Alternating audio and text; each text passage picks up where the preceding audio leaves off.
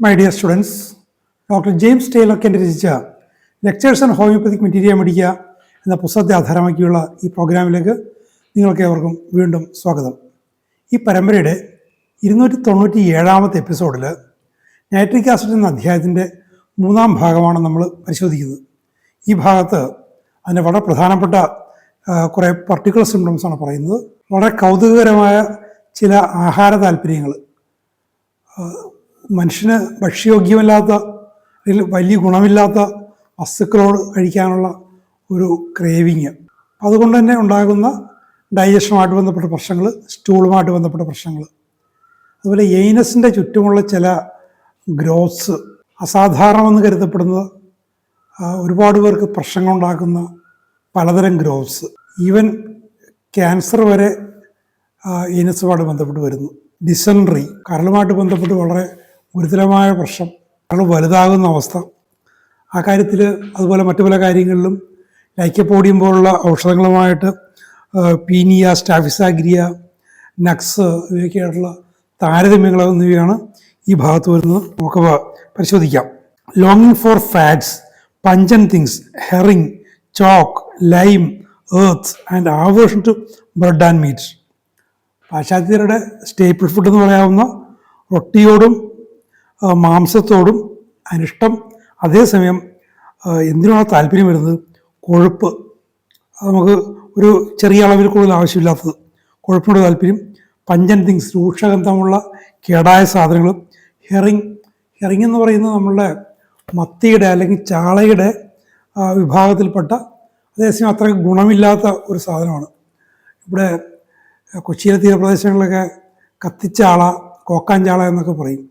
പൊതുവെ മാർക്കറ്റിൽ വന്നു കഴിഞ്ഞാൽ വളരെ വില കുറവാണ്, തീരെ നിവൃത്തിയില്ലാത്തവർ മാത്രം വാങ്ങുന്നൊരു മീനാണ് ഹെറിങ്.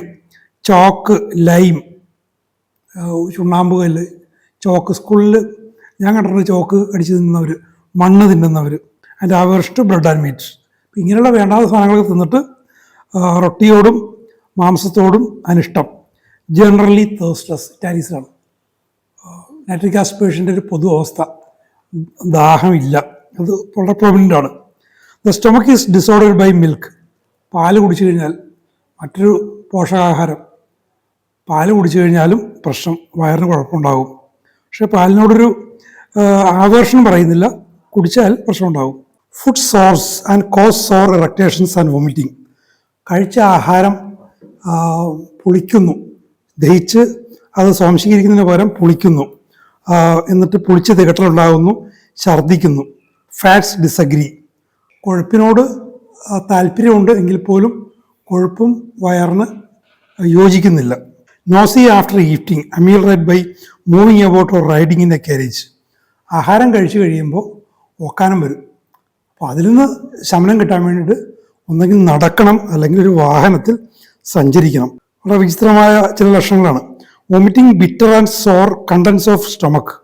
ഛർദ്ദിച്ചു പോകുന്നത് കയ്പുള്ള വസ്തുക്കൾ, പുളിച്ച വസ്തുക്കൾ, ആഹാരം ശരിയായ രീതിയിൽ ദഹിക്കാതെ കയ്പും പുളിപ്പും ഒക്കെ ആയിട്ട് ഫെർമെൻറ്റ് ചെയ്ത് ഛർദ്ദിച്ചു പോകുന്നു. അൾസറേഷൻ ഓഫ് സ്റ്റൊമക്ക്, ഉദരത്തിൽ വ്രണങ്ങൾ, കുടൽപുണ്ണ്, വയറ്റിലെ പുണ്ണ് എന്നൊക്കെ പറയുന്ന അവസ്ഥ. Pain in cardiac opening of stomach on സോളോയിങ്. ആഹാരം ഇറക്കുമ്പോൾ ആമാശയം അന്നനാളമായി ചേരുന്ന ഭാഗത്ത് വേദന. സ്റ്റിക്കിംഗ് പെയിൻ സ്റ്റൊമക്ക്, വയറിൽ തുറന്നു നിൽക്കുന്ന, വെട്ടിമുറിക്കുന്ന പോലെയൊക്കെയുള്ള വേദന, വിട്ടുമാറാതെ നിൽക്കുന്ന വേദന. കാറ്ററ ഓഫ് സ്റ്റൊമക്ക്, വയറ്റിൽ കഫത്തിൻ്റെ ശല്യം വരുന്നു. വെയിറ്റ് ആഫ്റ്റർ ഈറ്റിംഗ്, ആഹാരം കഴിച്ച ശേഷം വയറിൽ ഭാരം. Sensation of rawness in stomach after eating, ആഹാരം കഴിഞ്ഞ ശേഷം വയറിൽ ഒരു തൊലിയൊക്കെ പോയി ഉണ്ടാകുന്ന പോലുള്ളൊരു വേദന. വാസ്തവത്തിൽ നമ്മൾ ഒട്ടുമിക്ക ഔഷധങ്ങളിലും വയറുമായിട്ട് ബന്ധപ്പെട്ട് ഇതേപോലെ നിരവധി ലക്ഷണങ്ങൾ, രൂക്ഷമായ ലക്ഷണങ്ങളൊക്കെ ഉണ്ടാകും. അപ്പോൾ വാസ്തവത്തിലൊന്ന് ആലോചിച്ച് നോക്കുക. ഞാൻ ഈ അടുത്തിടയ്ക്ക് ഉണ്ടായ ചില കേസുകൾ, എൻ്റെ സുഹൃത്തുക്കളുമായിട്ടും മറ്റുമൊക്കെ ബന്ധപ്പെട്ട ചില രോഗാവസ്ഥകൾ ഞാനിങ്ങനെ ശ്രദ്ധിക്കുകയായിരുന്നു. സാധാരണഗതിയിൽ നമ്മൾ ഔഷധങ്ങളിൽ ഇൻഡിക്കേറ്റ് ചെയ്യപ്പെടുന്ന ലക്ഷണങ്ങളാണ്. പക്ഷെ ചിലർ നേരെ പോയിട്ട് വലിയ ആശുപത്രികളിലേക്ക് പോകുന്നു. അവർ കൂടുതൽ ഒന്നും ചെയ്യാതെ ആദ്യം തന്നെ സ്കാനിങ്ങിന് വിടുന്നു. സ്കാനിങ്ങിന് വിടുമ്പോൾ അവിടെ ഒരു തടിപ്പുണ്ട്, ഇവിടെ ഒരു തടിപ്പുണ്ട്, പിന്നെ അത് ബയോപ്സി എടുക്കുന്നു, അപ്പോൾ അതിൽ ക്യാൻസറാണ്. ചിലപ്പോൾ ബയോപ്സി എടുത്തതിൻ്റെ പേരിൽ തന്നെ വ്രണങ്ങളുണ്ടായി വളരെ രൂക്ഷമാകുന്നു. അങ്ങനെ പല അവസ്ഥകൾ. വാസ്തവത്തിൽ ഒന്ന് ശരിയായ രീതിയിൽ ആലോചിച്ച് നോക്കുക. നമ്മൾ പൂർണ്ണമായ സിംപ്റ്റമാറ്റോളജിയുടെ അടിസ്ഥാനത്തിൽ ചികിത്സിക്കുമ്പോൾ രോഗം മാറുന്നു. നമ്മൾ ആന്തരികമായി ഘടനാപരമായി എന്ത് സംഭവിക്കുന്നു നമ്മൾ കാണുന്നില്ല. അവിടെ ഒരുപക്ഷെ ഒരു മുഴ ഉണ്ടായിരുന്നിരിക്കാം, ഒരിപ്പോൾ തടിപ്പ്, ഇപ്പോൾ ലീഷൻ എന്നൊക്കെ പറയുന്ന സാധനം ഉണ്ടായിരുന്നിരിക്കാം, അങ്ങനെയുള്ള എന്തെങ്കിലും പ്രശ്നം ഉണ്ടായിരുന്നിരിക്കാം, അത് മാറുകയും ചെയ്തിരിക്കും, നമ്മളത് കാണുന്നില്ല. അപ്പം അതിന് പകരം ഇവിടെ ലക്ഷണങ്ങൾ നോക്കി, അലോപ്പതിയിലാണെങ്കിൽ തന്നെ പഴയ അവരുടെ രോഗനിർണയത്തിൻ്റെ രീതികൾ പോലും പ്രയോഗിക്കാതെ നേരെ ഉപകരണങ്ങളെ ആശ്രയിച്ചുകൊണ്ട് അതിനെക്കുറിച്ച് അന്വേഷിക്കുന്നു, ഓരോന്ന് കണ്ടെത്തുന്നു, ചികിത്സകളിലേക്ക് പോകുന്നു. വല്ലാതെ ചിലവ്, ഒരു മാസം 1,00,000 രൂപയൊക്കെയാണ് എൻ്റെ 1-2 സുഹൃത്തുക്കൾ ഇപ്പോൾ ചിലവഴിച്ചുകൊണ്ടിരിക്കുന്നത്. എന്നിട്ട് കുറേ കഴിയുമ്പോഴേക്കും ചിലർക്ക് സാധാരണ നിലയിലാവുന്നു, ചിലർക്ക് കൂടുതൽ പ്രശ്നങ്ങളിലേക്ക് പോകുന്നു. വാസ്തവത്തിൽ ഒരു ഒരു ഒരു ഗവേഷണം വാസ്തവത്തിൽ ആവശ്യമുള്ളൊരു കേസാണ്. ഇങ്ങനെയുള്ള സമാനമായ രോഗാവസ്ഥകളിലുള്ളവർ ഹോമിയോപ്പതി ചികിത്സയും മറ്റ് ചികിത്സകളും തേടി പിന്നീട് എന്ത് സംഭവിക്കുന്നു. എൻ്റെ വ്യക്തിപരമായി എൻ്റെ സ്വന്തം അനുഭവം വെച്ചുകൊണ്ട് തന്നെ എനിക്ക് പറയാൻ സാധിക്കുന്നൊരു കാര്യം, ഇത്തരം ഘടനാപരമായ പ്രശ്നങ്ങളും മറ്റുമൊക്കെ വളരെ രൂക്ഷമായി ഒരു അന്തിമമായ ചേഞ്ചസിലേക്ക് വരുന്നൊരവസ്ഥയ്ക്ക് മുൻപ് ഈ പറയുന്ന പോലെ ഇന്നിപ്പോൾ ഒരു ലീഷൻ എന്നൊക്കെ പറയുന്ന, അല്ലെങ്കിൽ ചെറിയ ട്യൂമർ എന്നൊക്കെ പറയുന്ന അവസ്ഥകളാണെങ്കിൽ അതൊക്കെ തനിയെ മാറിപ്പോകും. ഒരു പെർഫെക്റ്റ് സിമിലിമം, പരമാവധി അനുയോജ്യമായൊരു ഔഷധം ശരിയായ രീതിയിൽ കൊടുത്താൽ ഉചിതമായൊരു കാലയളവിന് ശേഷം ഈ ലക്ഷണങ്ങളൊക്കെ മാറിയ ശേഷം ഒന്ന് പരിശോധിച്ച് നോക്കിയാൽ ചിലപ്പോൾ ഇതൊന്നും ഉണ്ടാകുകയുമില്ല. ഉണ്ടെങ്കിൽ തന്നെ അത് കുഴപ്പമില്ലാതെ ബിനൈനായിട്ട് അത് നിലനിൽക്കുകയും ചെയ്യും. എൻ്റെ അനുഭവം വെച്ചുകൊണ്ട് പറയുന്നതാണ്. ഞാൻ ആർക്കും ഒരു ആരോപണമായിട്ട് പറയുന്നതല്ല, എൻ്റെ സ്വന്തം അനുഭവത്തെ അടിസ്ഥാനമാക്കി പറയുന്നതാണ്. അപ്പോൾ അത്തരം ഒരു പോക്ക് നമ്മുടെ സമൂഹത്തിലെ എങ്ങോട്ട് കൊണ്ടുപോകും? സാധാരണ മനുഷ്യർക്ക് ഒന്നുകിൽ അവർക്ക് ചികിത്സ അപ്രാപ്യമാകും, ഒരു വയറരിച്ചിൽ, ഒരു വയറിൽ പുളിച്ചത് കെട്ടൽ, അതുണ്ടായാൽ പോലും ചിലവ് കൂടിയ സ്കാനിങ് ചെയ്തിട്ട് എൻഡോസ്കോപ്പിയൊക്കെ ചെയ്തിട്ട് പിന്നീട് മാസം 1,00,000 ചിലവ് വരുന്ന ചികിത്സയിലേക്ക് പോകുന്ന ഒരവസ്ഥ നമ്മുടെ സമൂഹത്തിന് മൊത്തത്തിൽ ഗുണം ചെയ്യുമോ ഇല്ലയോ എന്ന് ചിന്തിക്കുക. അല്ലെങ്കിൽ ഇതിൻ്റെയൊക്കെ പിന്നാലെ വരാൻ പോകുന്നത് സാർവത്രികമായ ഇൻഷുറൻസ്, അതിനുവേണ്ടി ഇരുന്ന പ്രീമിയം അടക്കൽ, മനുഷ്യൻ്റെ ജീവിത ചെലവുകൾ ദുർവഹമായി തീരുന്നൊരവസ്ഥ. ഇതിനൊക്കെ വളരെ ലളിതമായൊരു പരിഹാരമാണ് ഹോമിയോപ്പതി മുന്നോട്ട് വെക്കുന്നത്. അപ്പം നമുക്ക് ഇത്തരം ലക്ഷണങ്ങൾ നോക്കുമ്പോൾ എത്രത്തോളം രൂക്ഷമായ ലക്ഷണങ്ങളാണ്. ഇതൊക്കെ കവർ ചെയ്യുന്ന ഇത്രയും ഔഷധങ്ങൾ നമുക്ക് ലഭ്യമാണ്. അപ്പോൾ നമ്മൾ ആ ഒരു ബദൽ ചികിത്സാരീതി എന്ന രീതിയിൽ, ചിലവ് കുറഞ്ഞ ചികിത്സാരീതി എന്ന രീതിയിൽ, സമഗ്രവും സമ്പൂർണവും ശാസ്ത്രീയമായ ചികിത്സാരീതി എന്ന രീതിയിൽ ഹോമിയോപ്പതിയെ നമ്മൾ മുന്നോട്ട് വെക്കണം. സമൂഹത്തിന് മുന്നിൽ കിട്ടുന്ന വേദികളിലെല്ലാം, കിട്ടുന്ന അവസരങ്ങളിലെല്ലാം നമ്മൾ അതിനെ ഉയർത്തി കാണിക്കുകയും നിങ്ങളുടെ ഭാവി പ്രാക്ടീസിൽ അതിനെ സാധൂകരിക്കുന്ന രീതിയിൽ നിങ്ങളത് ചെയ്ത് കാണിക്കുകയും ചെയ്യണം. അതിനുവേണ്ടി നിങ്ങളെ പ്രാപ്തരാക്കുന്ന ഒരു ഗ്രന്ഥമാണത്. അത് ശരിയായ രീതിയിൽ കാര്യങ്ങൾ മനസ്സിലാക്കുക. ക്രോണിക് ഇൻഫ്ലമേഷൻ ഓഫ് ലിവർ, കരള് വല്ലാതെ വീർത്തിരിക്കുന്ന, വിങ്ങിയിരിക്കുന്നൊരവസ്ഥ, സ്ഥായിയായൊരവസ്ഥ, താൽക്കാലികമായിട്ടുണ്ടാകുന്നതല്ല. ക്ലേ കളേർഡ് സ്റ്റൂൾസ്, കളിമണ്ണ നിറമുള്ള മലം, എനോർമസ്ലി എൻലാർജ്ഡ് ലിവർ, കരള് വല്ലാതെ വിങ്ങിയിരിക്കുന്നു. ഈ ഔഷധത്തിലെ മറ്റൊരു ഔഷധത്തിൽ ഞാൻ ഈ എനോർമസ്ലി എൻലാർജ്ഡ് ലിവർ എന്നൊക്കെ വായിച്ചു കഴിഞ്ഞപ്പോൾ, ഞാൻ സ്കൂളിൽ പഠിക്കുന്ന കാലത്ത് എനിക്ക് പരിചയം ഉണ്ടായിരുന്നൊരു കുട്ടി, ഒരു സുഹൃത്തിൻ്റെ, എൻ്റെ സഹപാഠിയുടെ ബന്ധുവാണ്, എന്നെക്കാളൊരു 4-5 വയസ്സ് എളുപ്പം കാണും. ഈ കുട്ടിക്ക് പ്രശ്നം ഉണ്ടായിരുന്നു, വയറ് വീർത്തിരുന്നു. എന്തൊക്കെയോ ചികിത്സകളൊക്കെ ചെയ്ത് അതുകൊണ്ട് വലിയ ഗുണമൊന്നും ഉണ്ടായുമില്ല. ഞാൻ ഈ കുട്ടിയെ ഒന്ന് ട്രേസ് ചെയ്യാൻ ശ്രമിച്ചു.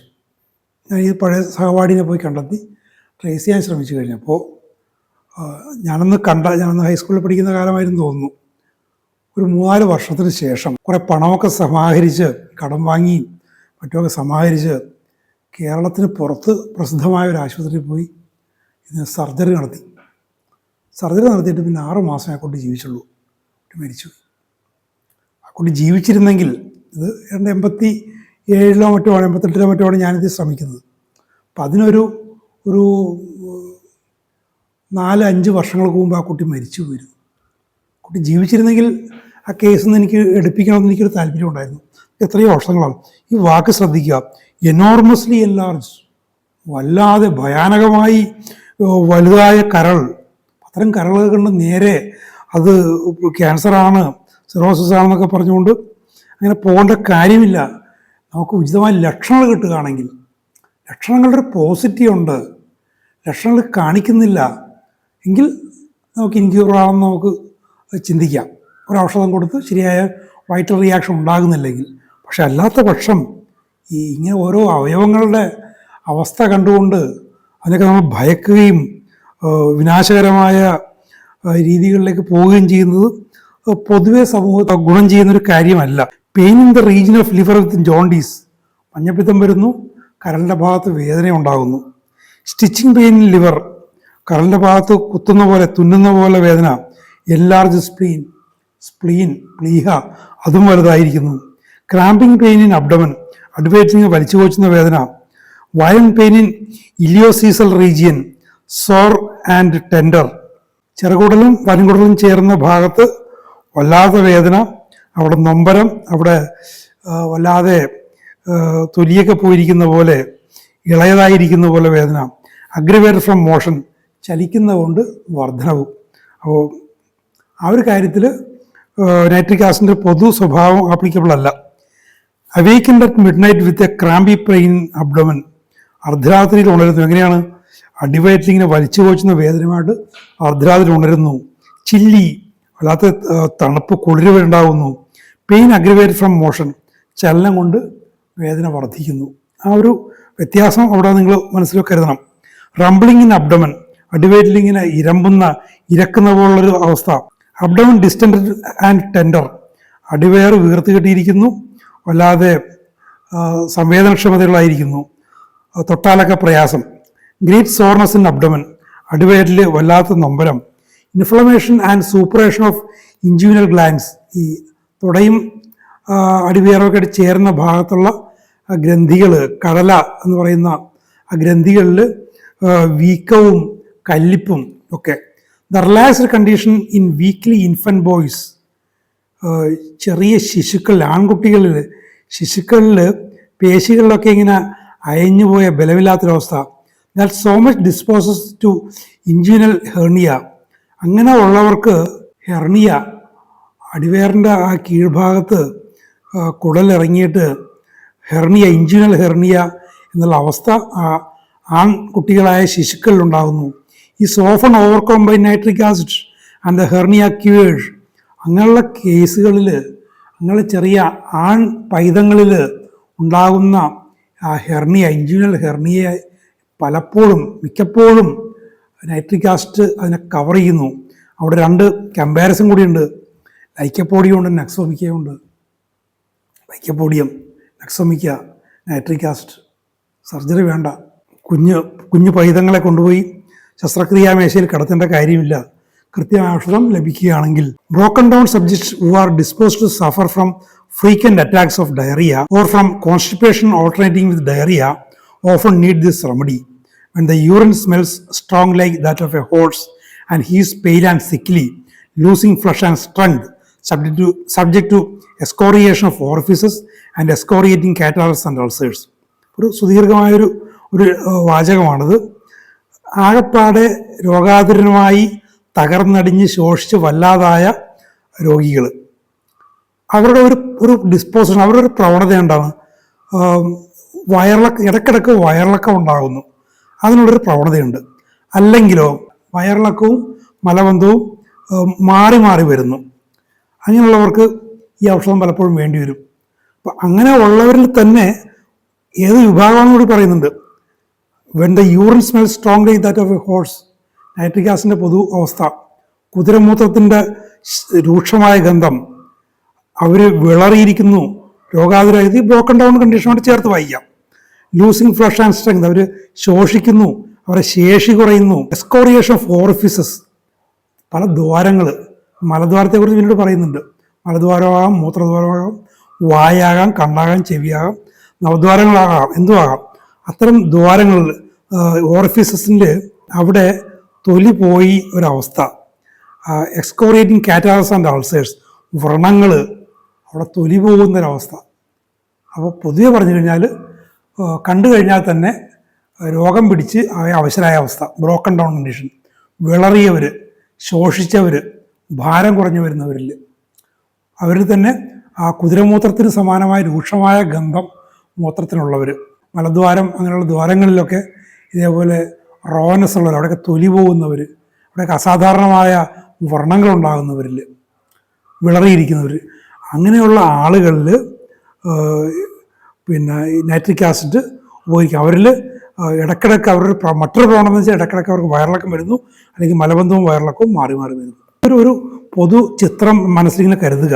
The stool is bloody, putrid, undigested. മലം രക്തം കലർന്നതാണ്, ദുർഗന്ധമുള്ളതാണ്, ദഹിക്കാത്ത ആഹാര വസ്തുക്കൾ അതിൻ്റെ ഒപ്പം പോകുന്നു. Green, slimy, excoriating, sour, curdled if milk is used as a diet. Black putrid blood. ആ മലം നോക്കുക, കറുത്ത രക്തം വരെ അതിലുണ്ട്.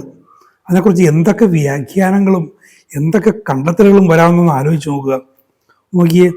പാല് കുടിക്കുന്നവരിലാണെങ്കിൽ തൈര് പോലെ മലത്തിലുണ്ടാകാം, അല്ലെങ്കിൽ രക്തം കലർന്ന മലം, ആകെ ദുഷിച്ച് ദുർഗന്ധമുള്ള മലം, ദഹിക്കാത്ത വസ്തുക്കൾ, പച്ച നിറത്തിലുള്ളത്, നേർത്തത്, മലദ്വാരത്തിൻ്റെ ചുറ്റുവട്ടമൊക്കെ തൊലി കളയുന്ന തരത്തിൽ നീറ്റലുണ്ടാക്കുന്ന തരത്തിലുള്ളത്, തൈര് പോലെ ഉള്ള സാധനങ്ങൾ പാല് കുടിക്കുന്നവരിൽ കാണുന്നവരിൽ, അങ്ങനെയുള്ള വിചിത്രമായ ലക്ഷണങ്ങളുള്ള മലം, അല്ലെങ്കിൽ മോശമായ കേടായ രക്തം, കറുത്ത നിറത്തിലുള്ള രക്തം, അതുവരെ മലത്തിലുണ്ടാകാം. ഒന്ന് മനസ്സിലാലോചിച്ച് നോക്കി. ഇന്നത്തൊക്കെയാണെങ്കിൽ കാണുമ്പോൾ തന്നെ ക്യാൻസറാണ് എന്നപ്പോൾ തന്നെ പറഞ്ഞു കഴിഞ്ഞു. നമ്മളെ സംബന്ധിച്ചിടത്തോളം ലക്ഷണങ്ങളുണ്ടോ, കൃത്യമായിട്ടുള്ളൊരു റെമഡിയെ ചൂണ്ടിക്കാണിക്കുന്ന ലക്ഷണങ്ങൾ ആ രോഗിയിലുണ്ടോ എന്നുള്ളതാണ് നമ്മളെ സംബന്ധിച്ചിടത്തോളം ഏറ്റവും പ്രധാനപ്പെട്ട കാര്യം.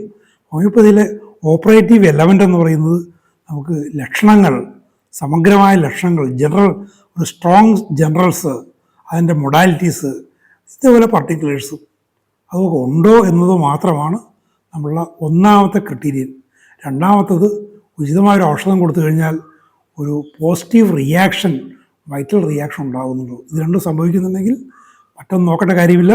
That is curable. അത് നിരവധി പേരുടെ അനുഭവമാണ്. ഒരു രോഗി എന്ന നിലയിൽ എനിക്കും സാക്ഷ്യം തരാൻ പറ്റുന്നൊരു ഒരവസ്ഥയാണത്.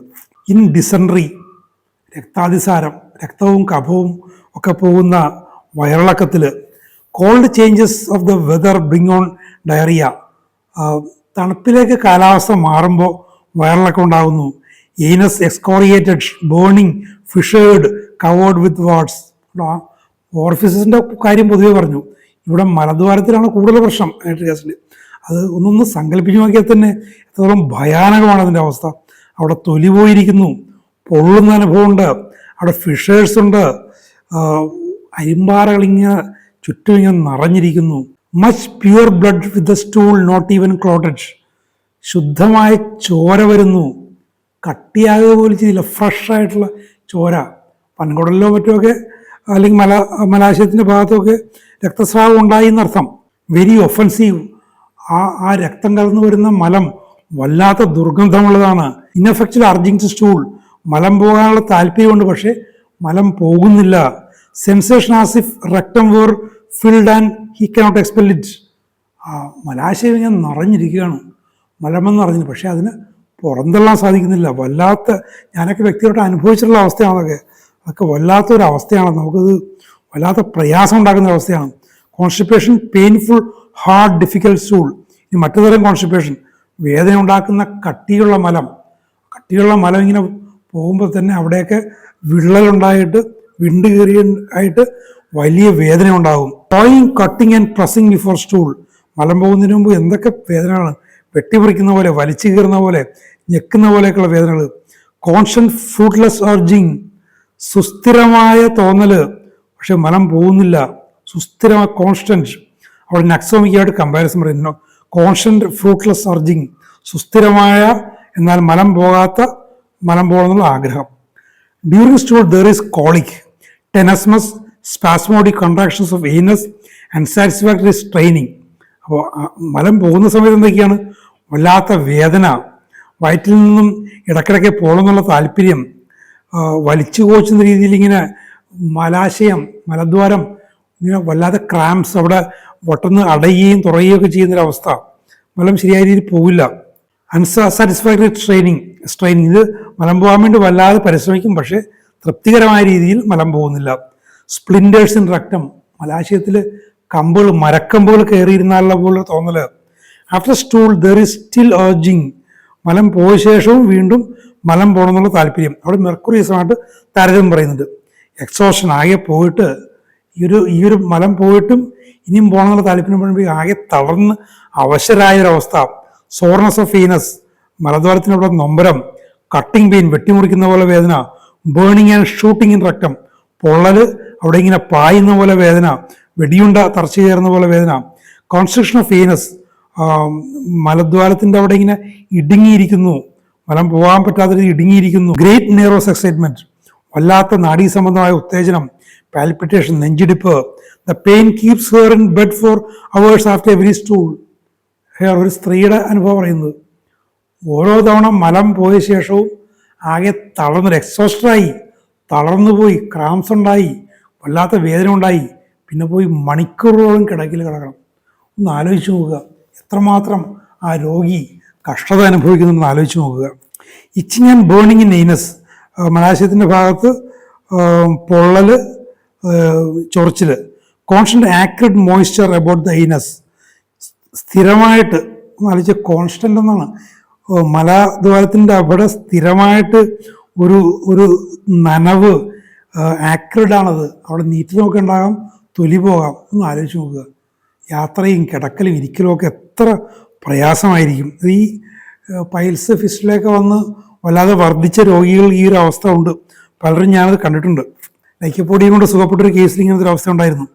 Periodical bleeding of rectum and pain in sacrum, പീരിയോഡിക്കലായിട്ട് ഒരു നിശ്ചിത കാലയളവിൽ മലാശയത്തിൽ നിന്നും രക്തവാർച്ച വരുന്നു. സാക്രം, ആ ഇടുപ്പിൻ്റെ കീഴിലുള്ള ആ ത്രികോണാകൃതിയുള്ള അസ്ഥിയുടെ അവിടുത്തെ ഭാഗത്ത് വേദന. ഫിഷേഴ്സ് ഓഫ് എയ്നസ്, മലദ്വാരത്തിൽ ഫിഷേഴ്സ് വരുന്നു. പെയിൻഫുൾ പ്രൊലാപ്സസ് ഓഫ് റെക്ടം, മലാശയം പുറത്തേക്ക് തള്ളി വരുന്നു, വേദന. This has been a most useful remedy in fistula, fissures, condylomata, polypi, caruncles, cancer of the rectum and haemorrhoids when the symptoms agree. ഇറ്റാലിക്സിൽ ലക്ഷണങ്ങൾ യോജിക്കുമ്പോൾ, നൈട്രിക് ആസിഡിൻ്റെ ജനറൽ സിംറ്റംസ് യോജിക്കുമ്പോൾ എന്തിനൊക്കെയാണ് സുഖപ്പെടുത്തുന്നത് നോക്കുക. മോസ്റ്റ് യൂസ്ഫുൾ റെമഡി, ഏറ്റവും ഉപകരിക്കുന്ന ഔഷധങ്ങളൊന്നാണ് ഫിസ്റ്റുല, ഫിഷേഴ്സ്, കോണ്ടിലോമാറ്റ. ഇതൊക്കെ ഈ സാധാരണ അർഷസ് അങ്ങനെയൊക്കെ പറയുന്ന പ്രശ്നങ്ങൾ. കോണ്ടിലോമാറ്റ, അവിടെ അരിമ്പാറകൾ, പോളിപ്പി, അവിടെ ദശ വളർച്ച, കാറങ്കിൾസ്, ഒരു ചുവന്നിടത്തുള്ള മാംസത്തുണ്ടുകൾ മലദ്വാരത്തിൻ്റെ അവിടെ വരുന്നു. ക്യാൻസർ, അർബുദം വരെ ഉണ്ടാകുന്നു. അത്തരം അവസ്ഥകളിൽ പോലും ക്യാൻസർ എന്ന് ഇവിടെ എടുത്തു പറയുന്നത്, ഇവിടെ ബാഹ്യമായതുകൊണ്ട് കാണാം, അതുകൊണ്ടാണ് എൻ്റെ ഇവിടെ എടുത്തു പറയുന്നത്. ക്യാൻസർ ഓഫ് ദ റെക്ടം, അതിൽ പോലും ഹെമറോയിഡ്സ്, മലദ്വാരമായിട്ട് ബന്ധപ്പെട്ട ഒരുവിധപ്പെട്ട എല്ലാ രൂക്ഷമായ പ്രശ്നങ്ങളെയും നൈട്രിക് ആസിഡ് കവർ ചെയ്യും. എപ്പോൾ ലക്ഷണങ്ങൾ യോജിക്കുമ്പോൾ. നൈട്രിക് ആസിഡിൻ്റെ ജനറൽസ്, അതിൻ്റെ മൊഡാലിറ്റീസ് ഉണ്ടെങ്കിൽ ഇത്തരം വളരെ ഭയാനകമെന്ന് തന്നെ പറയാവുന്ന ഈ പർട്ടിക്കുലേഴ്സിനെ അത് സുഖപ്പെടുത്തും. It has cured caruncles so sensitive that the patient would cry out when they were touched. അപ്പോൾ ഈ മാംസത്തുണ്ട് പോലുള്ള ഭാഗങ്ങൾ മലദ്വാരത്തിനവിടെ അവിടെ സ്പർശിക്കുമ്പോൾ, മലവിസർജനം കഴിഞ്ഞ് ശുചീകരിക്കുകയും മറ്റൊക്കെ ചെയ്യുമ്പോൾ സ്പർശിക്കുമ്പോൾ വേദന കൊണ്ട് കരഞ്ഞു പോകും. Haemorrhoids that are exquisitely painful to touch and at stool. ഈ ഹെമറോയിഡ്സ് വന്നിട്ട് മലം പോകുന്ന സമയത്ത്, മലം സ്പർശിക്കുന്ന സമയത്തൊക്കെ വല്ലാതെ വേദന ഉണ്ടാകുന്നു, അതിന് രക്തം വാർന്നു വരുന്നു. അത് ഈ ഹെമറോയിഡ്സ് അകത്തുമാകാം പുറത്തുമാകാം. With burning and sticking during stool, മലം പോകുമ്പോൾ ഈ ഹെമറോയിഡ്സിൽ വല്ലാതെ പൊള്ളലുണ്ട്, തുടർന്ന് നിൽക്കുന്ന വെട്ടിമുറിക്കുന്ന പോലത്തെ വേദനയുണ്ട്. Piles that ulcerate and discharge copiously of blood and pus. അപ്പം ഈ പൈൽസ് ഉണ്ടായിട്ട് അത് പഴുക്കുന്നു, വ്രണങ്ങളാകുന്നു, അത് പൊള്ളുന്നു. മലം പോകുന്ന സമയത്ത് സുസ്ഥിരമായ വേദനയും പൊള്ളലും ഉണ്ടാകുന്നു. എത്രത്തോളം മനുഷ്യരെ സഹായിക്കുന്ന ഒരു ഔഷധമെന്ന് ആലോചിച്ച് നോക്കുക. നമ്മുടെ സമൂഹത്തിലും കെൻഡയ്ക്ക് ഇത് പറയുന്ന കാലത്തിനേക്കാളും കൂടുതൽ ഇത്തരം പ്രശ്നങ്ങൾ ഇന്നുണ്ട് എന്നുള്ള മനുഷ്യൻ്റെ തെറ്റായ ഭക്ഷ്യശീലങ്ങൾ കൊണ്ടും മറ്റുമൊക്കെ ഈ മലാശയമായും മറ്റുമൊക്കെ ബന്ധപ്പെട്ടുള്ള നിരവധി പ്രശ്നങ്ങൾ വർദ്ധിച്ചു വരുന്നുണ്ട്. ചെറുപ്പക്കാരിൽ പോലും, പണ്ടൊക്കെ പ്രായമായവർ കാണുന്നതാണെങ്കിൽ ഇന്നിപ്പോൾ വളരെ ചെറുപ്പക്കാരിൽ പോലും ഇതൊക്കെ കാണുന്ന സാഹചര്യമുണ്ട്. അപ്പോൾ അങ്ങനെയുള്ളവരൊക്കെ നമ്മുടെ ഹോമിയോപ്പതി എത്രത്തോളം സഹായിക്കും. നൈട്രിക് ആസിഡ് അവയിൽപ്പെട്ട നിരവധിയായ ഔഷധങ്ങൾ ഒന്നാണത്. When piles are so painful that she breaks out in sweat. അപ്പോൾ ഈ പൈൽസ് വന്ന് അതിൻ്റെ വേദനയുടെ കാഠിന്യം കൊണ്ട് ആകെ വിയർത്തു പോകുന്നു. നമ്മുടെ സഹനം അല്ലെങ്കിൽ പ്രയാസം ഒരു പരിധി വിടുമ്പോഴാണ് വല്ലാതെ വിയർത്ത് സംഭ്രമമൊക്കെ ഉണ്ടാകും. അത്തരം അവസ്ഥ ഒരു സ്ത്രീയുടെ കാര്യമാണ് പറയുന്നത്. പൈൽസ് അത്രയ്ക്ക് വേദന, ബിക്കംസ് ആങ്ഷ്യസ്, വല്ലാതെ ഉത്കണ്ഠ വരുന്നു, എന്ത് സംഭവിക്കുമെന്നൊക്കെ വിചാരിച്ചു പോകുന്നു. ആൻഡ് പൾസേറ്റ്സ് ഓൾ ഓവർ, ശരീരം മുഴുവൻ വിങ്ങുന്നു.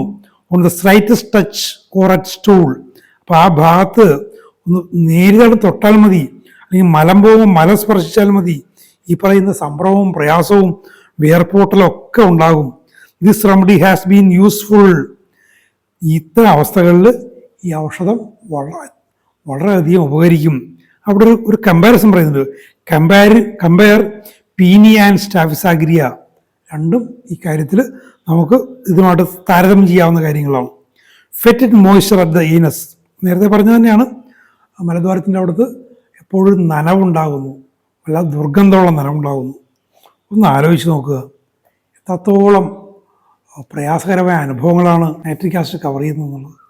ഇതൊക്കെ കൃത്യമായ രീതിയിൽ ശരിയായ ഇൻഡിക്കേഷൻസ് ഉപയോഗിച്ചുകൊണ്ട് ഹോമിയോപ്പതിയുടെ തത്വങ്ങളനുസരിച്ചുകൊണ്ട് നമ്മൾ പ്രയോഗിച്ചാൽ നൈട്രിക് ആസിഡോ ഇവിടെ പറഞ്ഞിരിക്കുന്ന പല ഔഷധങ്ങൾ, നക്സ്, ലൈക്കോപോഡിയം, പീനിയ, അവിസാഗ്രിയ, അങ്ങനെയുള്ള നമ്മളുടെ നിരവധിയായ ഔഷധങ്ങൾ ഉപയോഗിച്ചുകൊണ്ട് അവരെയൊക്കെ സുഖപ്പെടുത്താൻ സാധിക്കും. അപ്പോൾ അത്തരം വലിയൊരു അവസരമാണ് ഈ ഹോമിയോപ്പതി. വലിയ സാധ്യതയാണ് ഈ ഒരു വിഷയം നിങ്ങളുടെ മുന്നിൽ തുറന്നു തരുന്നത്. അതിന് ശരിയായ രീതിയിൽ നിങ്ങൾ ഗ്രഹിക്കുക, ശരിയായി പ്രയോഗിക്കാൻ ഇപ്പോഴേ സന്നദ്ധരായി തുടങ്ങുക. ഇതുപോലെ വിലപ്പെട്ട ചില ഭാഗങ്ങൾ കൂടി വരുന്നുണ്ട്. അടുത്ത 2 എപ്പിസോഡ് കൊണ്ട് ഇത് തീർക്കാമെന്ന് കരുതുന്നു. Thank you very much for watching.